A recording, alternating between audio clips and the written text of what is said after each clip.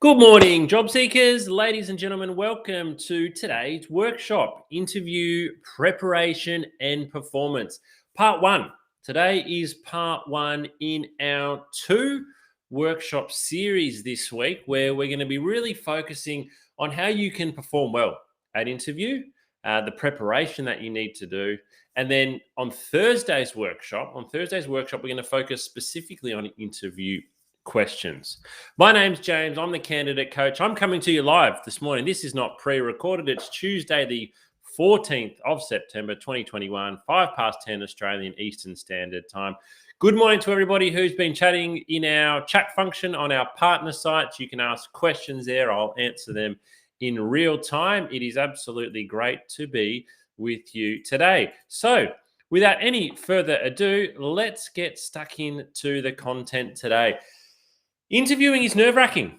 It is nerve-wracking. Even for me, as an experienced recruiter, if I was going for a job interview tomorrow, I would feel nervous. So I want to put that out on the table early on, that nerves are going to play a big role in how you perform at interview.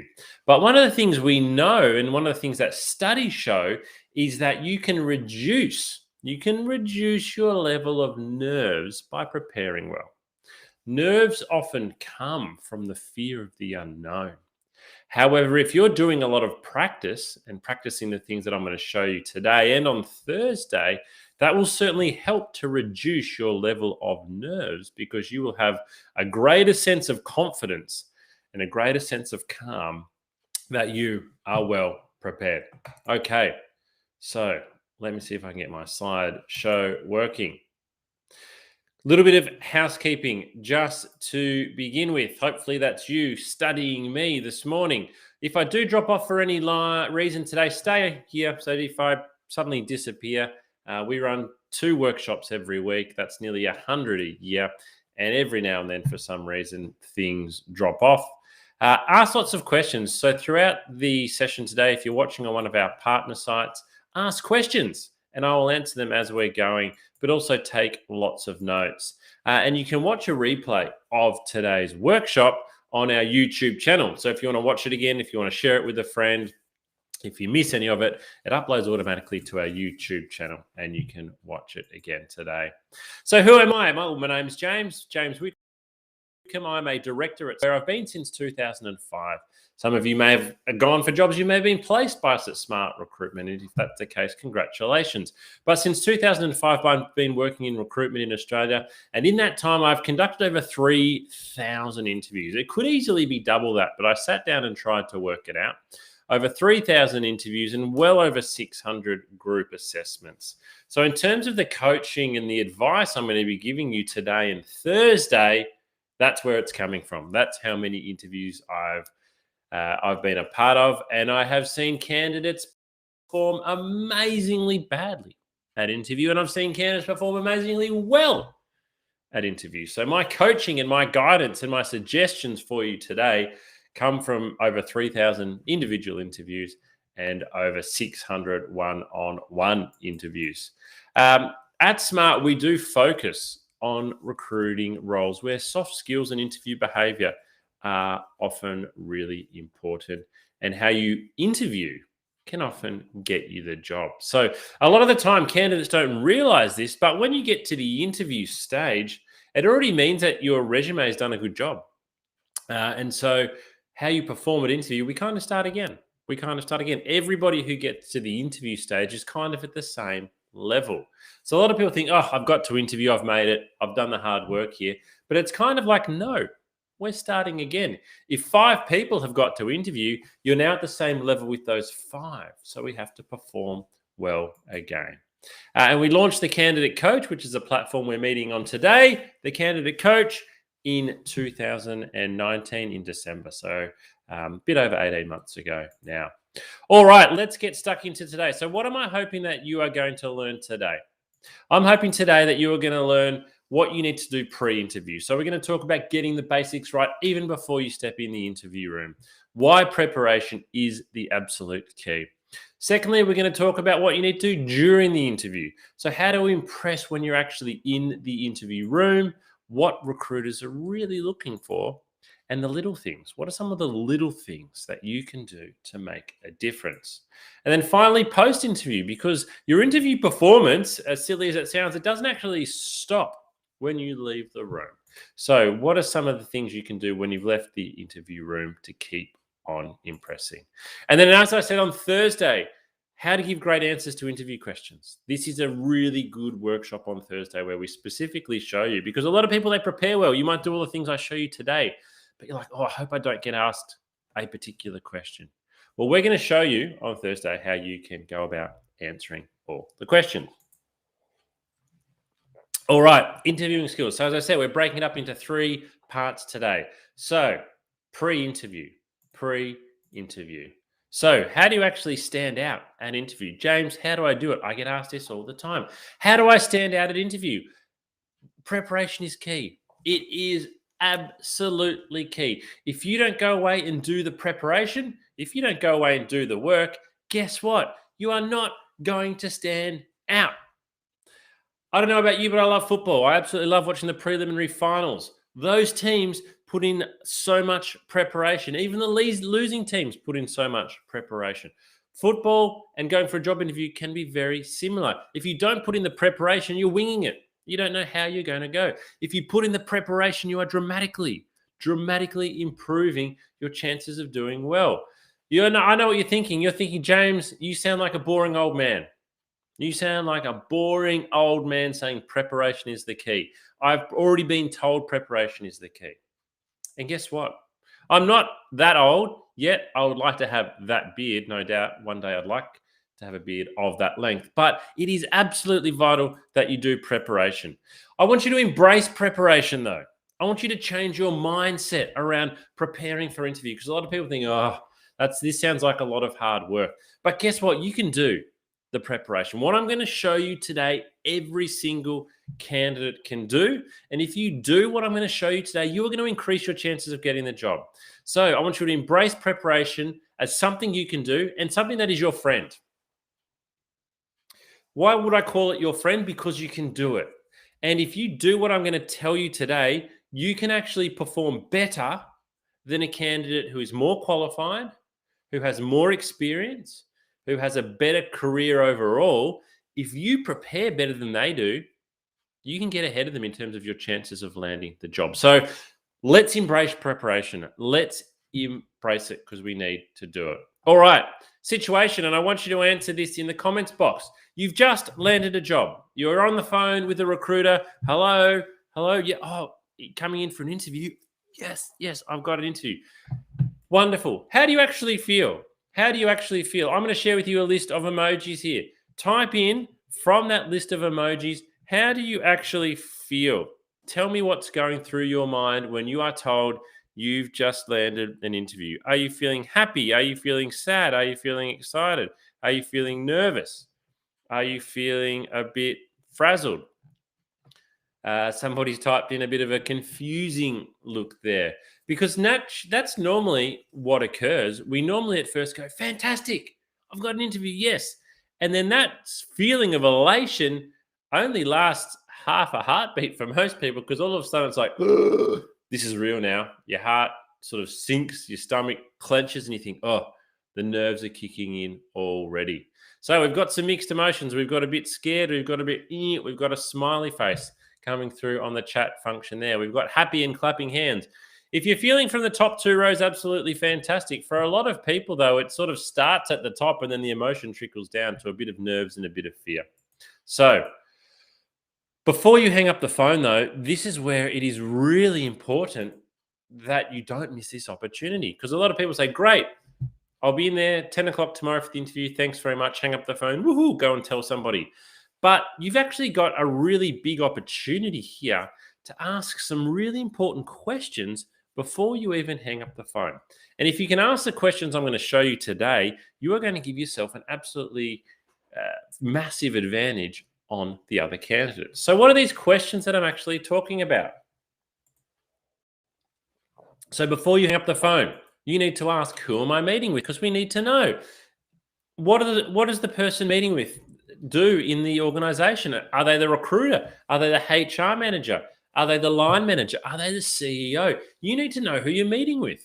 You need to know who you're meeting with. So you need to know what to expect. Look up that person on LinkedIn. Find out a little bit about them. How long have they been in the organization? What's their actual position?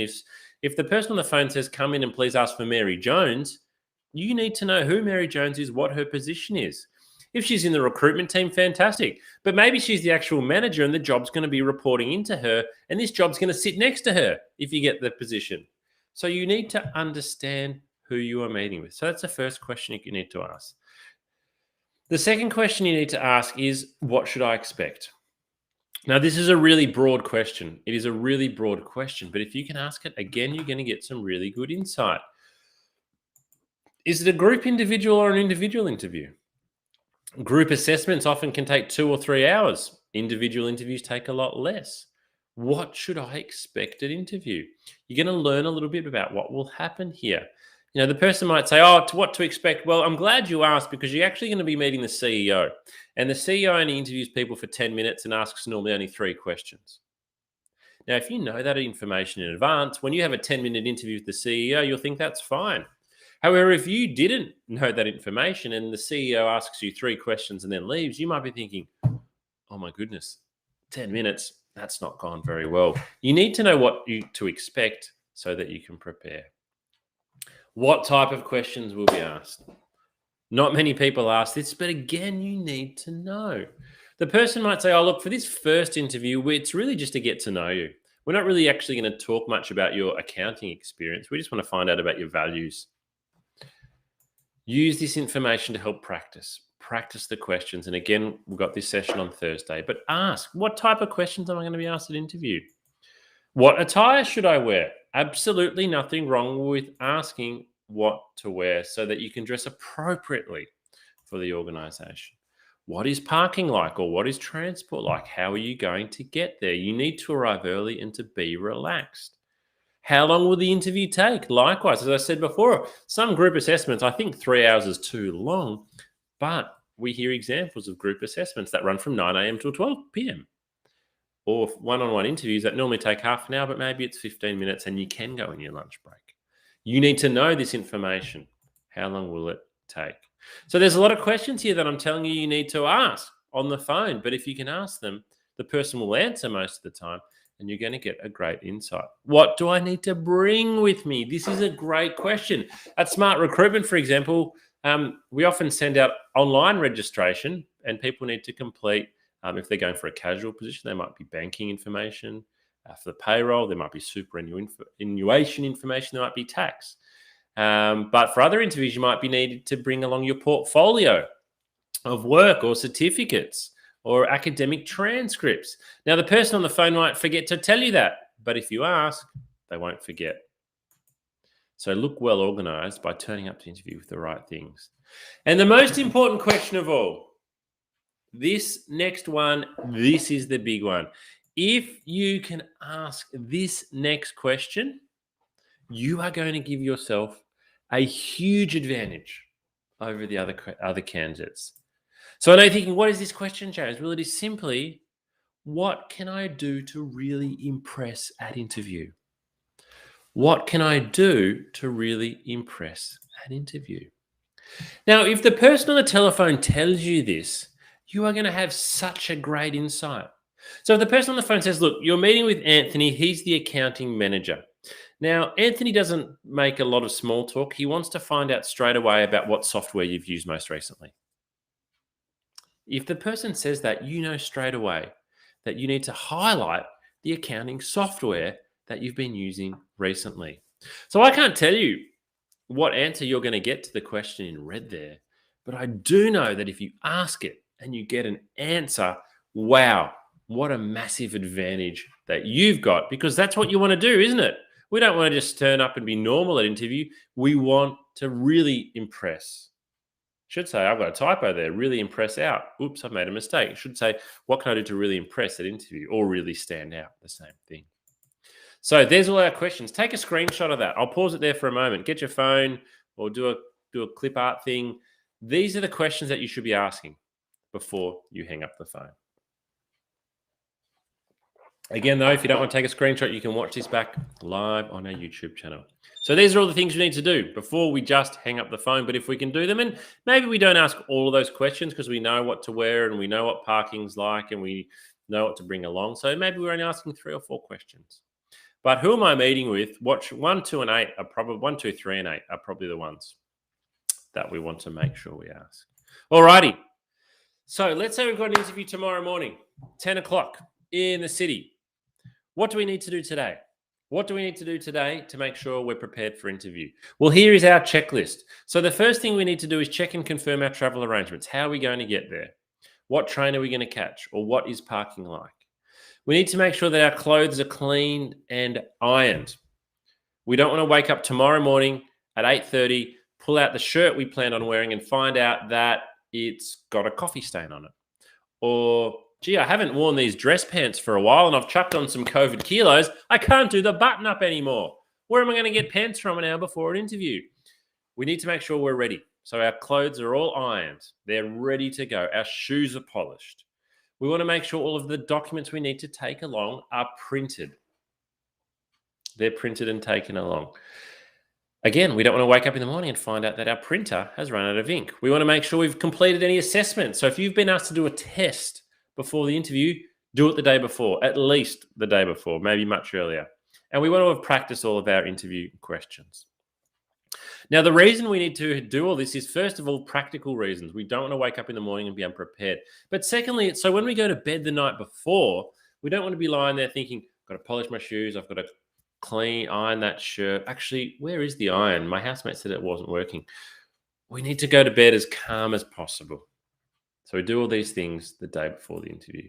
Morning of the interview, beep, beep, beep. The alarm has gone off. We wake up. Okay, first point, is really important. We need to have breakfast the day before an interview. Let me tell you a little bit of a story. I love to do my interviews in the morning. I'm a morning person. I like to do my workshops in the morning. When we're not in COVID times, because I live in Victoria, I interview people face to face, and we have small interview rooms.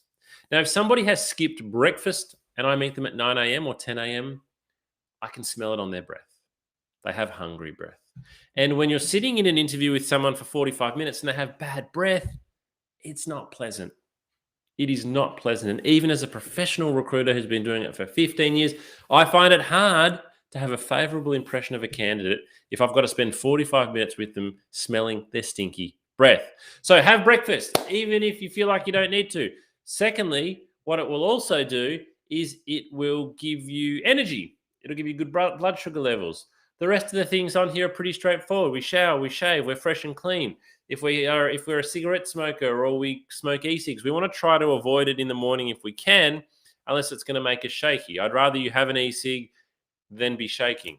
Leave with plenty of time, take the things we need, arrive at the location with plenty of time that if there was something that came up on the way, we didn't get too interrupted, but also don't arrive at reception too early. You don't want to turn up to reception 40 minutes before an interview because it takes, it doesn't necessarily show great understanding of business etiquette to turn up 40 minutes. So we get to the location, maybe we sit downstairs, we walk around a block, we hang out in a cafe.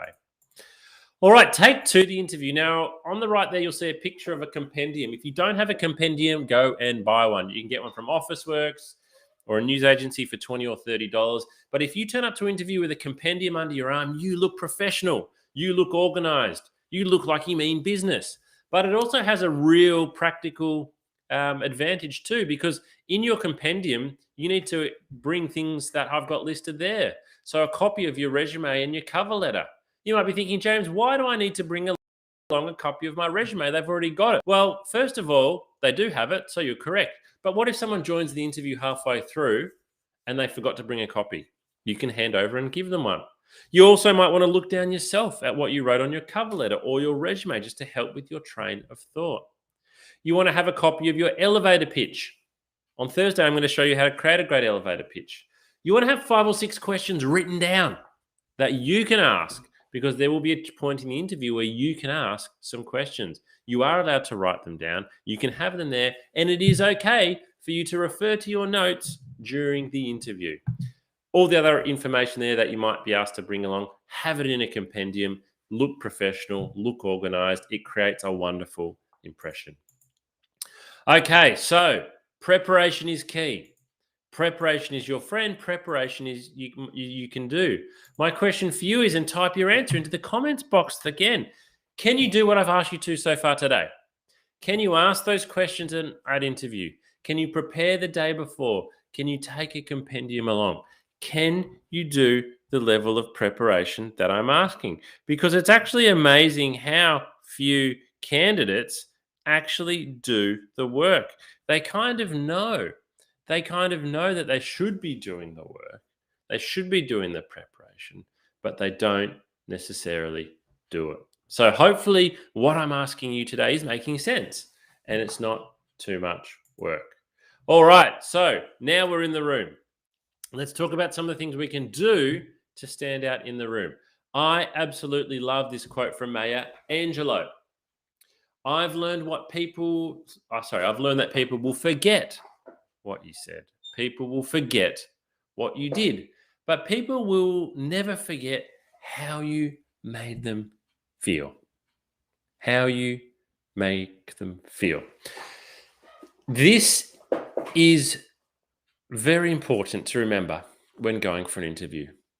When you leave that room and over the next day or even the next couple of weeks, the interviewer will actually forget most of what you said. They'll forget most of what you said, but they will remember how you made them feel. Now, it probably doesn't sound like what you're expecting to hear. You don't necessarily read a lot of interview guides and it talks about people remembering how you feel, but think back to times when you've met with somebody, how they made them feel. You might remember their smile, how happy they were, how friendly, how positive, or how grumpy and how negative they were and how they were really boring to talk to. The interviewer is going to remember how you make them feel. So now that we know this, how can we use this to our advantage? How can we actually make people feel good about meeting us? So I'm going to share with you 11 tips for making people feel more comfortable around you. Because one of the things it is really important for you to continually remind yourself of is that the person meeting you, the person sitting on the opposite side of the table or the Zoom camera, is very likely thinking, even if they don't say it out loud, do they want to work with you? Do they want to work with you for 40 hours a week, perhaps? Do they want to sit next to you for 40 hours a week, for 48 weeks of the year, for the next 5 years? So if they don't feel comfortable with you, whether they realize or not subconsciously, they are thinking that. So let's share some tips. What can you actually do to make people feel comfortable around you? Well, first of all, smile. Everybody loves it when someone smiles at them. So you smile when you first meet them. It's a firm handshake. You look them in the eye. Thank you for seeing me today. But smile throughout the interview. Don't sit there like this the whole time because you'll be a bit crazy, but smile. Smile throughout the interview. Give off a confident vibe. Confidence comes from looking somebody in the eye. Good posture, good body language, giving good answers. We don't want to be arrogant. We don't want to be cocky, but we want to give off a confident vibe. Give compliments. Give a compliment to the person you're meeting today. Thank you so much for giving me some of your time today. That's a lovely blazer. Where did you get that? Dish out the compliments. I saw on your LinkedIn profile that you've been promoted 3 times here. Well done.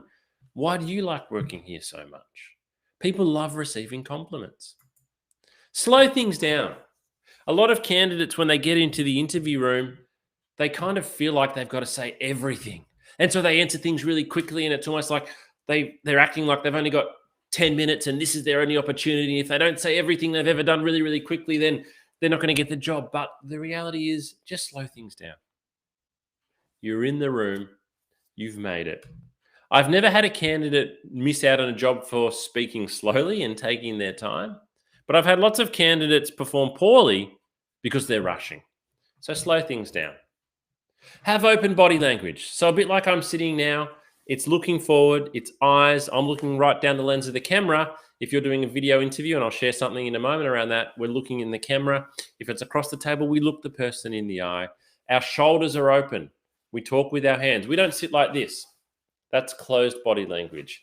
On the side, this is closed body language. If I was talking to you like this, You probably think James is not very interested. Open body language. Show that you're actually listening. So nodding. Use the mirroring technique. So if the person speaking to you uses particular words, use some of their languages. Make them feel at home. Interviewers are often nervous and we easily forget this. The person that's meeting you for your next interview, this could be the first time they've interviewed someone. Or maybe they've only interviewed somebody once every 2 years. They don't interview very often. That person could be nervous too. Nothing wrong with having a laugh. I'm not saying go in there with a book full of knock-knock jokes, but have a laugh.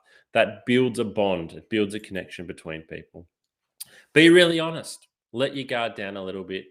And remember to be nice. Remember to be nice. Thank the person at the end of the interview. Thank you very much for your time today. I really appreciate you taking 30 minutes to meet with me. And I look forward to hearing back from you soon.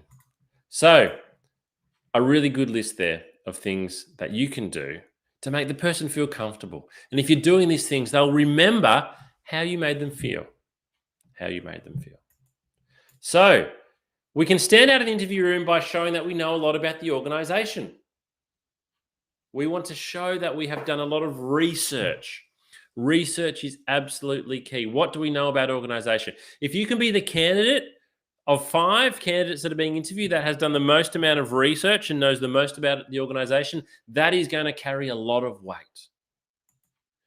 We want to know what this organization does, what they stand for, what are their values and beliefs.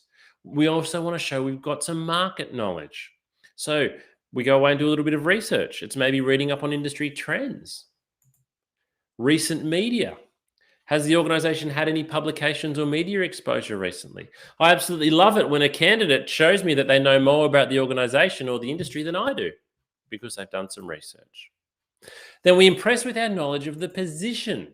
We need to show that we understand what doing a good job looks like. Now, you might be thinking, oh, James, I'm only going for a customer service role. It's an entry-level position. But some candidates will say to me, James, I know this is a customer service role, but to me, this is the most important role in the organization. I'm going to be interacting with over 50 customers every day, and I will cherish that responsibility because I'm the face.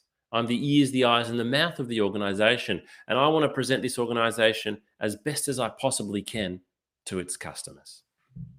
That's how you want to answer a question.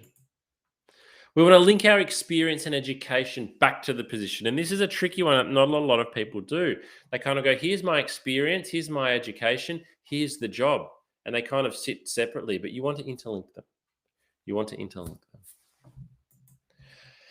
You understand what position impact the position has, and then impress with what you will bring to the team. As I said, you are a potential colleague of the interviewers. Make them want to work with you. So what's with all the research? Why do we need to do a lot of research? I'm going to read a quote to you from Stefan Wheelak, who popped this up on LinkedIn recently. He's a well-known Melbourne recruiter. Stefan wrote, credentials on your resume will get you that first interview, but it's not the key to your next position. Looking at the people we hired recently or who will be joining us shortly, there is one thing they all have in common. They were uber prepared. They have dug deep into what we do and stand for. They impressed us with our understanding of the business and the problems we are trying to solve. Yet, not all of them were exactly what we were looking for. On the opposite side, I interviewed a candidate the other day who looked great on paper, but when I spoke with her, she had no idea what we were doing and said she'd only research a company, once she lands an on-site interview. Well, it's a Zoom interview these days. Though, if you haven't spent any time researching our company, you're missing the mark. I understand doing research takes effort and you don't even know if it'll pay off. Now, here's the key line. However, that's exactly what other applicants do to get the job. And they're the ones you compete with right from the beginning of the application. Now, read that last paragraph again. I understand doing research takes effort and you don't even know if it will pay off. However, that's exactly what other applicants do to get the job. And they're the ones that you compete with right from the beginning of your application. So if you don't want to do any research, fine. But the other candidates are. And you need to be as well prepared as the best prepared candidate. So a candidate who answers questions confidently gives the interviewer a great sense that they're a top performer. Video interviews. All right, I'm actually going to share a video with you now that'll play for 5 minutes, and then we'll come back to the workshop.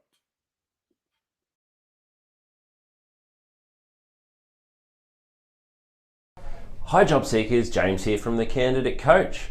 One of the most common questions we've been receiving lately is around how to best prepare for a video interview. Due to the circumstances over the last 12 to 18 months, video interviews have become the most common way of meeting a candidate, replacing the in-person, face-to-face interview. So here are my top tips for what you need to do to make sure you are best prepared and presenting yourself as well as you possibly can when your interview is over video. So there's 4 main things that you really need to consider. The first thing is camera height. This is the biggest mistake that a lot of people make, is getting the height of their camera wrong. If you've got a laptop, for example, that is sitting on a desk, you need to lift it up. The camera should always be at eye height. You want to imagine the lens of a camera is the eyeball of a person. So if you are looking down at your laptop or your phone, it's going to look back up your nose. So keep the camera positioned at eye height. One of the great ways to do that is to buy a tripod, something like this. So if you don't have a tripod, it's well worth going out and spending the money. Here's another one that I've got here. This one in particular I find to be really, really good. These have both got lights which help, but this one here, you can adjust it to a full standing height if you like. And it's available for not much money from a retail store. The second thing that is really important is the lighting. So having the light shining on your face. You don't want to have light shining from behind you because that creates a lot of glare. So have the light shining on your face, sit with a window facing you so that you are looking nice and clear on camera. The third thing is audio. You need to be in a nice quiet space so your voice comes across clearly, so that you don't have to yell, so that the sound is not distorted. If you are using a laptop, make sure you check about the sound direction. Some microphones only record from directly in front, and if you tilt your head sideways, the audio quality can go down quite significantly. And the fourth thing is, remember to show some personality with video interviewing. A lot of people speak to a camera in a different way that they speak to a person. So again, look at the lens of the camera and imagine you're speaking to a person. Smile. Talk with your hands if that's what you do, but don't look around the room. If you're nervous, don't look down at your hands. Look at the camera and give an answer as if you were giving it to a person. This can be challenging, particularly if you are being asked to record answers and there's not actually a person that you are speaking to, but personality definitely comes through on video, so make sure you show yours. And with everything, practice. If you're not sure how you're going to present, or you think, I don't think this is going to work really well, set up your camera, hit record, and just speak to the camera. Talk, see how you look, and practice several times. This is going to be the new norm, or not the new norm, it is the norm for quite some time now, so it's really important that you understand how to best prepare for video interviewing. Good luck.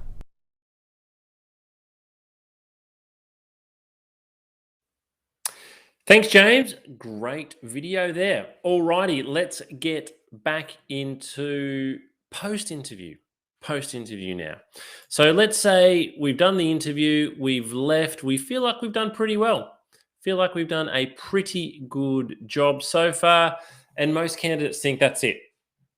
There's nothing more that I can do to improve my chances. Well, you're wrong, because there are still some things you can do after the interview to improve your chances, because by the time you've had your interview, maybe we started with 100 candidates. We phone interviewed 30. We did face-to-face interviews with 10. Maybe you're one of the 4, let's say, that performed really well, one of the 4. And choosing from between those 4 is really hard. So there's still an opportunity for you to continue impressing.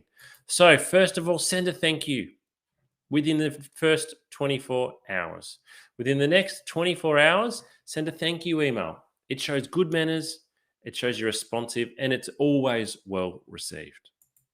Secondly, if you've been asked to do something, do it immediately. So if they've said, send us 3 references, if they say, please complete an online test, or can you get me an example of that work, do it straight away. Be responsive. Be responsive and show that if I'm going to get the job, this is how I'm going to interact with you. When you ask me to do something, I'm going to do it quickly because you are on show all of the time. Thirdly, if a timeline for communication hasn't been established, it's okay to call the recruiter 3 or 4 days after the interview. Don't call them straight away, but maybe 3 or 4 days afterwards and just say, hey, I'm just following up from my interview from last week. I'd really like some feedback or love to hear if there's an update. I'm so keen on this position. And finally, be positive and responsive and polite at all times. Remember that when you receive an incoming call, it could be about a job. And the whole time you're interacting, you're kind of on show. You're kind of on show. So being positive all the time when you're interacting with the recruiter will really help you. So preparation, we've said, is key. Preparation is your friend. Preparation you can do. Now, if you're still wanting more assistance on our candidate coaching platforms, we've got 2 episodes, episode 8 and 9. Go and watch these videos.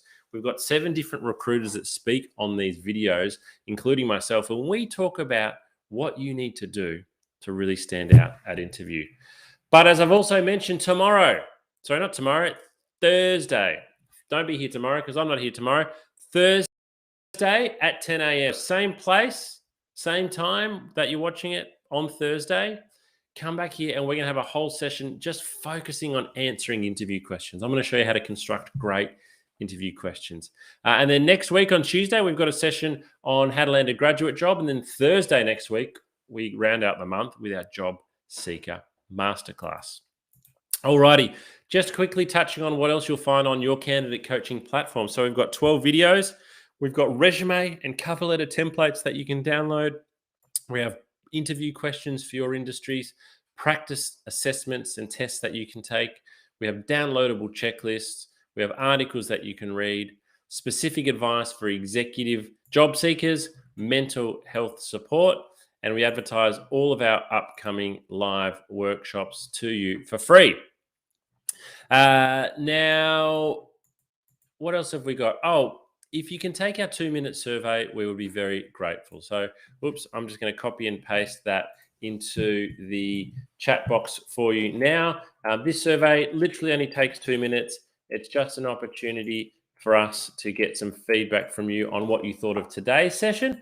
But we also ask, what would you like to know about for other sessions? We run 2 sessions every week, and we want to be providing you with content that is most relevant to your job searching and increasing your chances.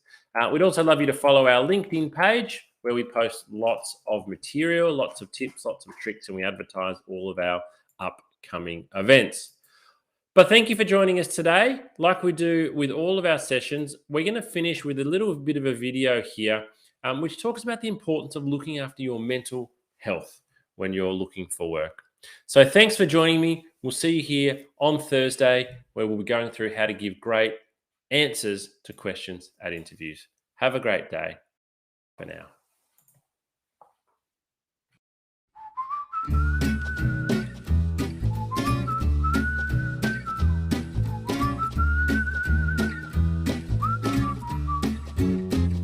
If you're not feeling terrific at the moment and you feel like your mental well-being has taken a little bit of a dip, please remember this is not going to last forever. There's lots you can do to manage your mental health and get back on top of it.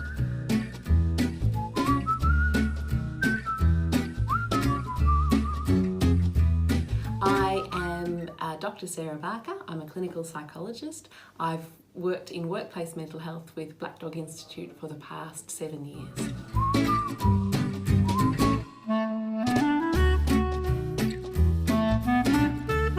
I work with a lot of adults and young people, mainly with anxiety, depression, trauma as well, a range of issues, and many who are looking for work and undergoing that process of trying to find employment.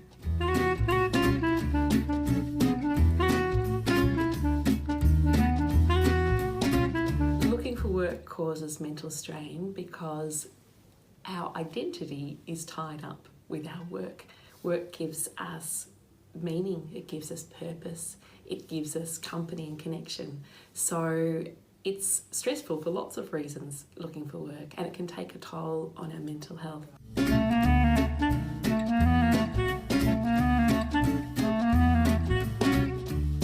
It's really important for for us to be aware of the signs that our well-being and our mental health might be dropping.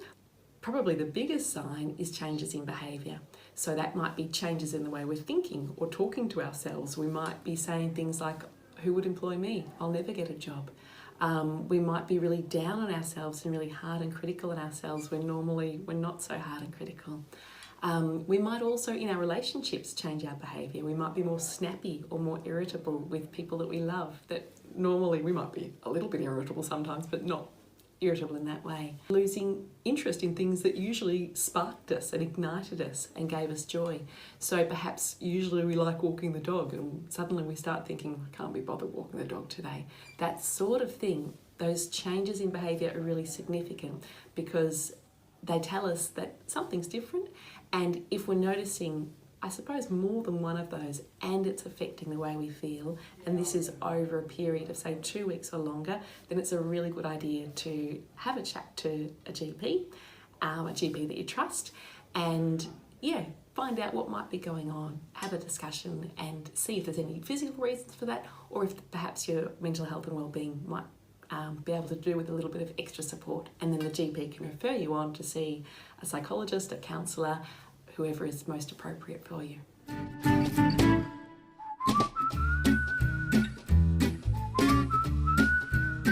There are so many great things you can do to look after your mental health when you're looking for work, and it's really important that you do. My very top tip would be really talking kindly to yourself and being compassionate with yourself. I think when we're looking for work, we can have a lot more questions like, will I ever get a job? Will I ever be employed? It can feel like this could go on forever. So being kind to ourselves and saying things like, it will work out. There will be a day, my efforts will be rewarded. It will just take time. I just need to keep trying. Reminding yourself of your strengths. And that might even be tapping into people you love and asking them what your strengths are, because sometimes it's harder to find them when our mood's a bit low and we're feeling more worried. We can be harder on ourselves. I think that routine is really, really important to our well-being. When we're looking for work, we mightn't have such a regular routine because there mightn't be a 9 to 5 start and finish time for a job, or there isn't. So instead, thinking about looking for work as a job in itself can be helpful. Having a start time and a finish time can be really helpful, and some set tasks that you hope to achieve that day. Purpose is really important too. So purpose might come through routine, but it can also come through other things. Meaning's really important, and our work gives us meaning. So when we're looking for work, meaning mightn't feel like it's there as much. Part of what we can do is infuse those tasks with meaning. So I am doing these things today, I'm looking for work, and that is meaningful in itself because there's an end goal to this. It will be something that's good for me and good for the people that I love as well.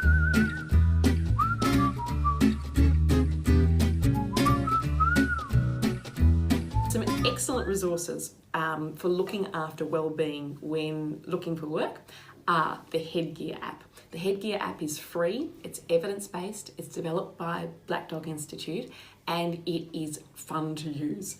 It uses mindfulness, so a technique to really help us relax and reduce physiological arousal, which can often occur when we're feeling anxious.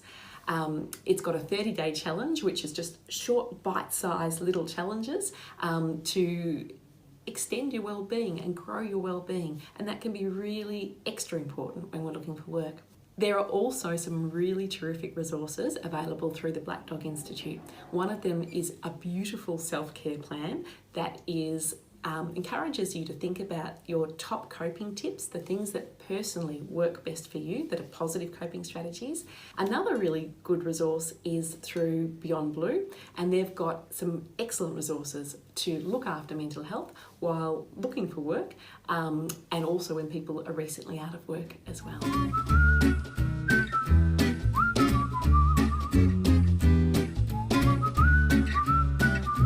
Probably time to seek professional assistance when you notice your mood is lower and you're feeling more down than usual, when you're worrying more and perhaps worrying excessively about things that you wouldn't normally worry about, and perhaps in your relationships too, when you're more tense with people and perhaps more snappy or irritable. All of these are signs that perhaps our mood is not in the greatest space, and our well-being is not in the greatest space, and that it can be a great idea then to chat to your GP, who can then refer you to an appropriate person to help you strengthen your well-being.